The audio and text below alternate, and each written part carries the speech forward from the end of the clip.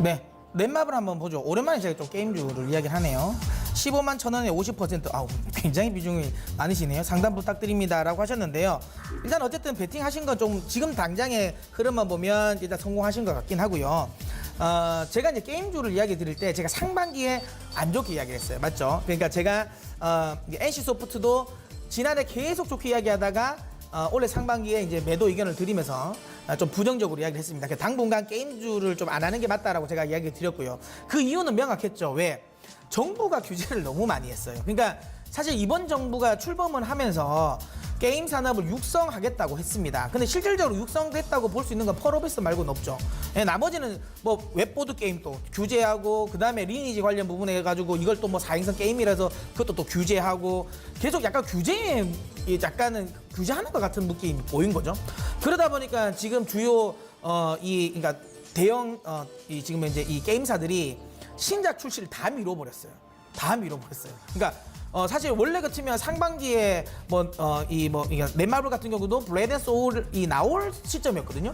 사실 리니지도 그렇고요. 나올 시점이었는데, 왜냐하면 분위기가 그리 좋은 건 아니라는 거잖아요.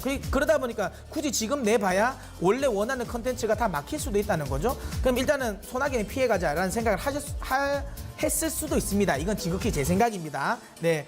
그래서 어쨌든 출시 자체가 다 원래보다는 다 미뤄졌어요. 예정보다는 다 미뤄졌죠. 근데 이제 어쨌든 계속 미룰 수는 없어요. 그러다 보니까 오히려 상반기에 부재했던 신작에 대한 모멘텀이 하반기에 이제 작용을 할 가능성이 높다라는 거고요. 뭐 파노가 열리네 마네 이야기가 많이 나옵니다. 근데 이제는 뭐 파노가 열리든 말든 뭔 상관이 있겠습니까? 왜? 파노 안 열리는 거를 감안해도 뭐 계속 주가는 소위 말하면 이 가격 조정 다 받았거든요. 이제는 파노와 상관없이 움직이는 거예요. 그러니까 파노가 열리면 그냥 보너스 정도로 생각하시면 되고요. 파노는 지금 가격에서 안 열려도 사실 상관은 없습니다. 그리고 이제 전체적인 게임 산업의 성장성을 여러분 보셔야 됩니다.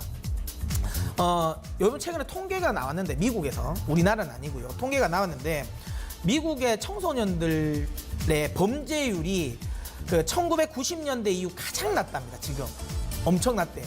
그러니까 뭐 폭력, 흡연, 뭐 총기 사고 이런 게 잘 안 난대요.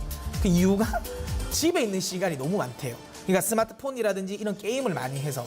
물론 예전에는 이 게임이 굉장히 좀 부정적인 인식을 많이 했었는데 최근에는 또 그런 부분도 아니라는 거죠. 그러니까 그만큼 게임을 이렇게 게임에 익숙하던 세대들이 계속 이제 나이가 들면서, 여러분 저도 사실 게임을 많이 했었던 세대입니다. 저도 많이 했었던 세대인데요. 제가 나이가 들었다고 해서 그럼 나이가 들었으니까 이제 게임을 안 할까요?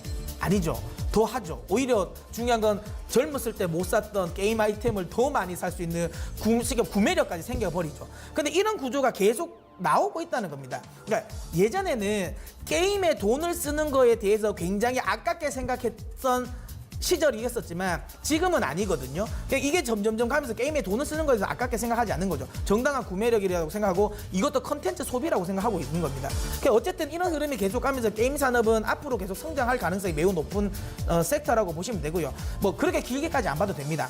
단기적으로 보더라도 하반기 신작 모멘텀이 있는 종목이기 때문에 저는 이제 게임주 대형사들은 좀 들고 가셔도 된다고 봅니다. 넷마블 더 들고 가셔도 될 거라고 보고요.